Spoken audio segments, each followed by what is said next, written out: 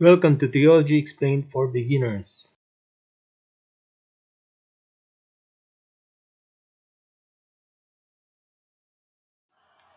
Our new topic is judgment. Judgment is one of the four last things. According to Catechism, there are two kinds of judgment. One is particular judgment. The other is the last judgment. So there are two judgments that our Mother Church is teaching us. The particular judgment and the general judgment, also known as final or last judgment. Let's focus first on number one, particular judgment. In Hebrews chapter 9 verse 27, it is appointed for men to die once, but after this, judgment. So right after death, there is already judgment for that particular person. This is what we call particular judgment, immediately after death.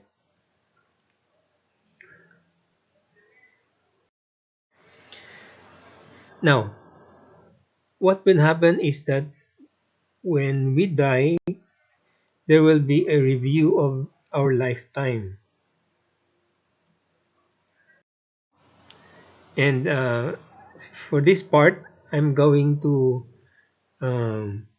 use some testimonies of priests who experience near-death experience as they share their testimonies about what happened to them when they experience near-death experience.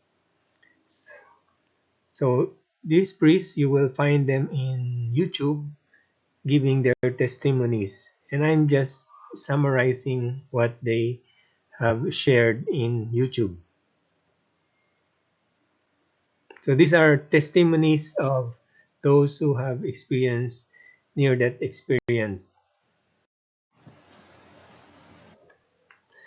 So according to them, when you die, you will be shown during the times that you were kind to others, you will be shown how this made the angels, the saints, and God happy. So the times that you were kind to others, it will be shown to you as like a review of your life, how all these things that you did made the angels, the saints, and God happy. Also, when the times that you were unkind to others, it will also be shown to you how those times that you were unkind to others, how it made the angels, the saints, and God unhappy. It will be shown to you. Those times that you hurt someone, you will be allowed to feel the very pain you cause on other people. And the times you committed sins, you will be allowed to see and feel the effects, the total effect and pain caused by your sins. Each sin you have committed, you will be allowed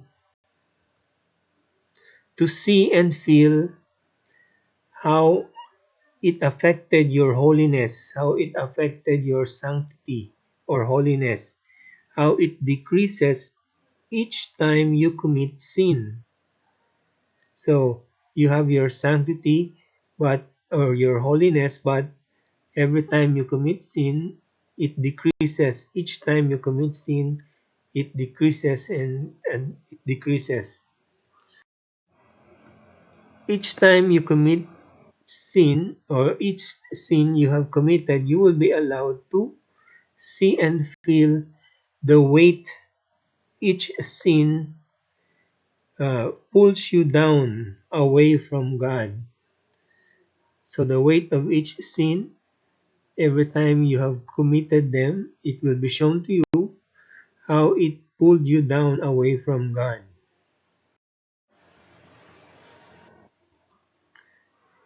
Each sin that you have committed, you will be allowed to feel that there is no need to resist or complain on the judgment given to you, because you know in yourself that you really deserve the punishment. You will be convinced that it was your own fault, as it is shown to you all the angles of your action.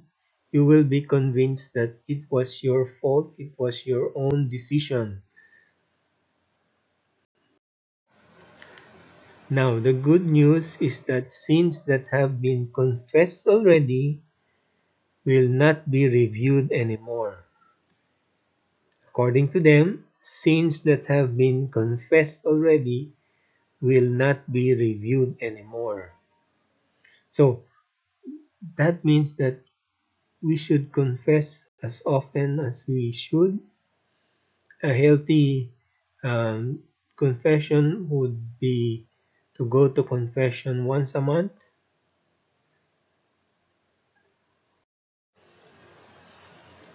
Now, the Gospels tells us of this judgment.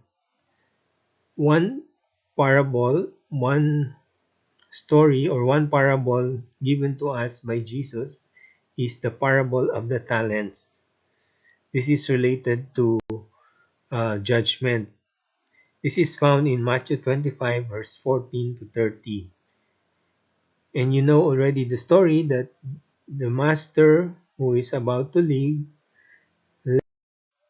money to his three servants.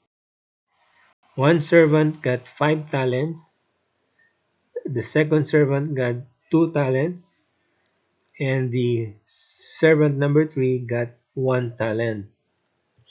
So the master went on a long journey, and each of these 3 servants did something to the talents that were given to them.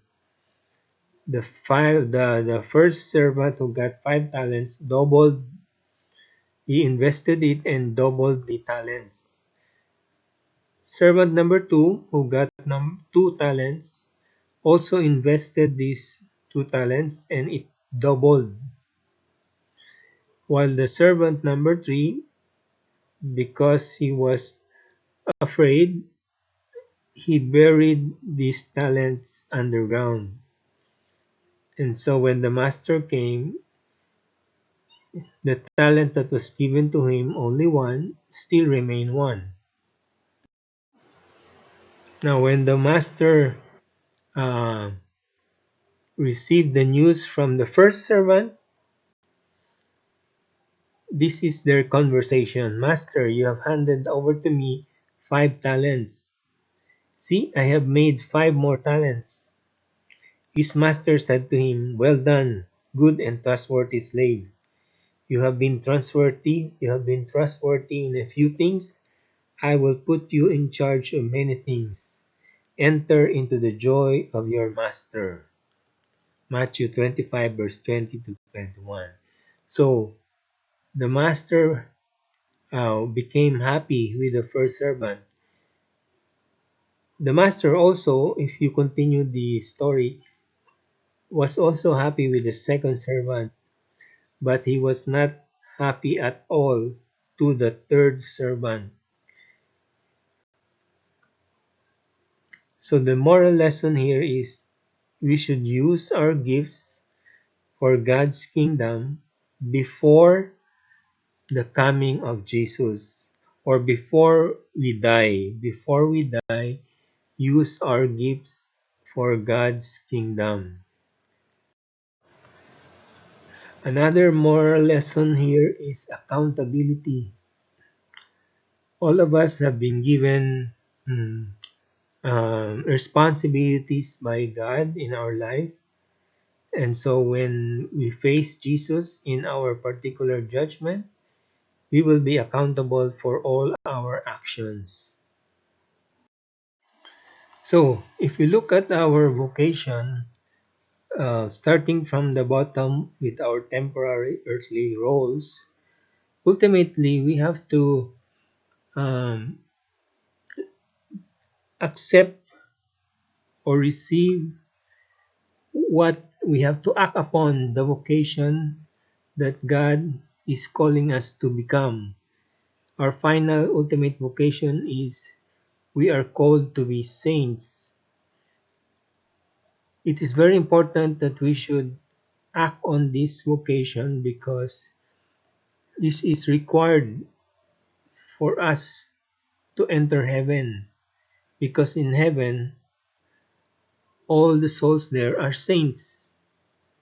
And so if you want to go to heaven, you should act on this vocation that God is calling you to become. He wants us to become saints. And so, whether you're priest, a teacher, student, or none, ultimately, you would have to become a saint before you die, because that is final vocation before the next life, before death. Now, each of these temporary earthly roles and Christian vocation, God has given us different responsibilities. Maybe the priest has been given a very high responsibility. A teacher also may be given a higher responsibility, as symbolized by talents. Or a student may be not so much responsibility. A nun probably also has a high responsibility.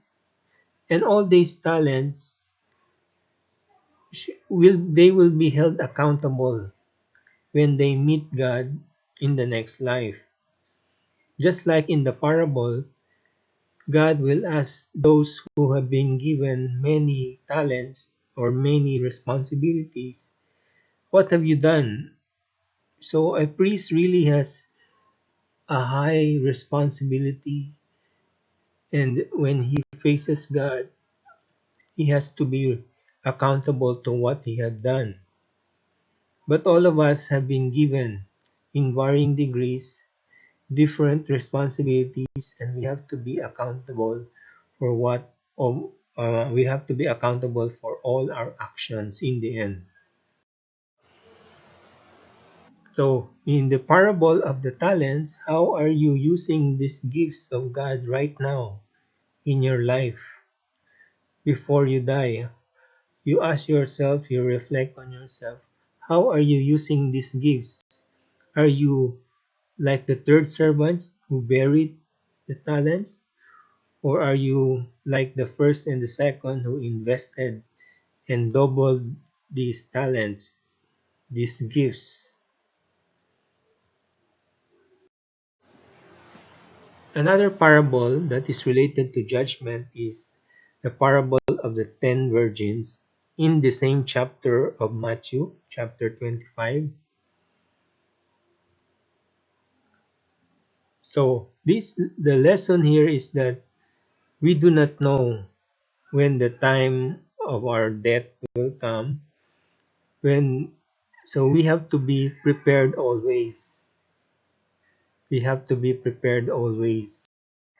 So just like in the story of the 10 maidens, 5 of them were wise and brought lambs. The 5 were foolish. They were called foolish because they did not prepare the lamps. And so when the bridegroom came, uh, they were not included. So they were locked out and they were not allowed to come in. So the moral lesson here is preparation. And so for our lesson in a particular judgment, we have to be prepared. We do not know when our life will end. So we have to be prepared always.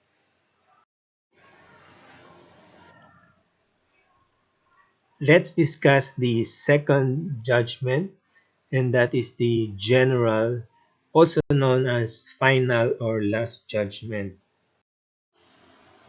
So in this last judgment, this is related to the second coming of Jesus Christ. We'll find this in the Gospel of Mark chapter 13 verse 23 to 27. Here we see the second coming of Jesus. The sun will be darkened, the moon will not give its light, the stars will fall from the sky, and the heavenly bodies will be shaken. At that time, men will see the Son of Man coming in the clouds with great power and glory. And he will send his angels and gather his elect from the four winds, from the ends of the earth to the ends of the heavens. So the coming of the Son of Man, the coming of Jesus, this is related to the last judgment. And the angels were sent out throughout the four corners of the world to gather the people. Why gathering? Because there will be a last judgment. When will this happen? Jesus said no one knows about the day and the hour, not even the angels in heaven nor the Son, but only the Father. In 2 Corinthians chapter 5 verse 10, St. Paul said, "For we must all appear before the judgment seat of Christ." Let us continue our discussion about the last judgment. We will now go to the book of Revelation. What happens at the final judgment? So when Jesus arrived, what will happen? Revelation 20 verse 12. John is speaking here, I saw the dead, the great, the lowly, standing before the throne, and scrolls were opened. Then another scroll was opened, the book of life. The dead were judged according to their deeds. So this judgment, the final judgment, just like in our particular judgment, uh, actually it's the same, but here in the general judgment, what happened to you in the particular judgment, it will be shown to all mankind. So here it is described that the dead are judged according to their deeds. So very important, their deeds. We will be judged by our actions, by our deeds. Uh, so in our lifetime, we have to be aware of our deeds here. So because that will be the basis of our judgment. Now, there's a beautiful parable related to the last judgment, and that is the parable of the sheep and the goats, also found in the same chapter of Matthew, chapter 25. So we have to be aware of our deeds, and this parable will tell us what will happen. So, in this parable, the sheep were separated away from the goats. So the goats represented the people who were in general were the bad people, while on the other side the sheep represented the people who were in general the good people. So there is already a separation between the bad and the good. And that is the one that will happen in the last judgment. So this event will differ from the particular judgment, because in the particular judgment it was only you and your actions and your deeds. In this last judgment, it will be shown again your deeds for everyone to see, but the different thing is that there will be separation between the bad and the good. And what follows after the separation? Reward for the good and punishment, eternal punishment for the bad.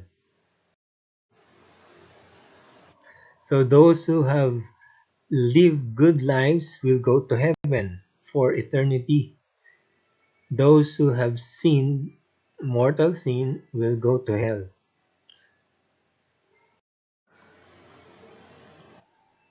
Now, let's make some let's make some conclusions, or let us make some summary.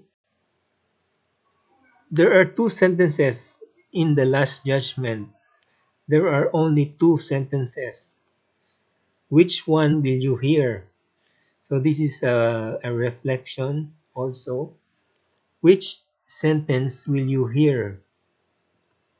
The first sentence is, "Come, you who are blessed by my Father, inherit the kingdom prepared for you from the foundation of the world." That is the first sentence. Some people will hear that. I'm hoping, I'm praying that that is the sentence for me and for you also. The other sentence is, "Depart from me, you accursed, into the eternal fire prepared for the devil and his angels." So these are the two sentences that will be pronounced to everybody. So either which you will hear. For the good, you will hear sentence number 1. For the bad people, you will hear sentence number 2, which that is really scary, sentence number 2, because that is already eternal punishment. There's no repentance there. So everybody, we should be in sentence number 1. So why have a last judgment? We already have a particular judgment. Why is there a need for a last judgment? The first reason is because of the ripple effect of our sin. We may not know it, but our sin causes a ripple effect, and it meaning it's not only confined to us individually, but since we are the body of Christ, when we commit sin, the whole body is affected. And at the last judgment, it will be shown to you this ripple effect of how many are affected, how many have been affected by your sin. Maybe it will reach all the way to the last judgment, the people there, or maybe it's a short ripple, or maybe a long ripple. So this ripple effect will be shown to us on the last judgment, the ripple effect of sin. The second reason is the good name. Many people have been convicted innocently, and so in the last judgment, all the innocent people who were wrongly judged, convicted, they will have they will be receiving their good name, and people will see who really are good, if they really are good. So that is the second reason. The third reason is, since we have our bodies back, let's go back a little. In particular judgment, we were judged while we were separated from our body. So, meaning it was only our soul that received the judgment from Jesus. In the last judgment, you will have your body back again with your soul. So, body and soul together will be judged in the last judgment. And right after the judgment, the body will also accompany the person, the soul. If the soul is sent to heaven, the body will accompany the soul. If the soul is punished in hell, the body will also join the soul in hell.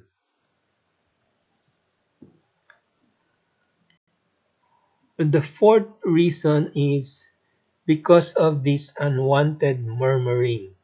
So to finish all this uh, confusion, it will be revealed. Everything will be revealed. The truth will be revealed. So there will be no more murmuring. And that will be the last judgment. All these four reasons. And therefore, God's justice is really shown here in the last judgment. What are the signs of the last judgment is coming or near? According to the gospel, according to the Bible, the gospel will be preached throughout the whole world. Another would be there would be great apostasy, meaning a great number of people will abandon their faith, their Christian faith. A lot of people will abandon their Christian faith. Many will become atheists, many will become agnostic. They abandon their faith. There will be an appearance of the great Antichrist.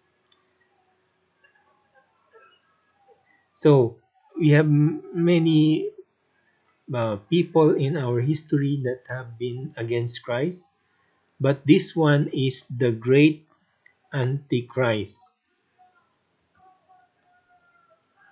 The fourth sign is the conversion of Israel. So Saint Paul in his letters, in his letter to the Romans, tells his readers that in the end Israel will be converted. The fifth sign is divine mercy will be spread throughout the whole world. This is also the final sign, the sign that the last judgment is near, when God already dispenses His divine mercy to everybody. And so, if we take a look at here, the gospel is almost already preached throughout the whole world. We can also see already that there are a lot of people who have abandoned their faith in different parts of the world. In Europe, they have empty churches. In different continents. So this great apostasy we are already seeing here. And divine mercy is already very much alive in our time. So there are only, in what I believe, there are only two signs that we are waiting: the great Antichrist and the conversion of Israel. But we are already near the last judgment. So 3 signs have already been met. 3 out of 5. So time is already near with regards to the last judgment. But of course, we must be more concerned with the particular judgment because that might come first. That is sure to come in our lifetime, the particular judgment. We do not know when we will die, and when we die, immediately we will have our particular judgment. That should be the one that we should be ready, the particular judgment. That ends our topic about judgment. If you have other topics that you are interested in theology, please visit our YouTube channel, Theology Explained for Beginners. Thank you very much.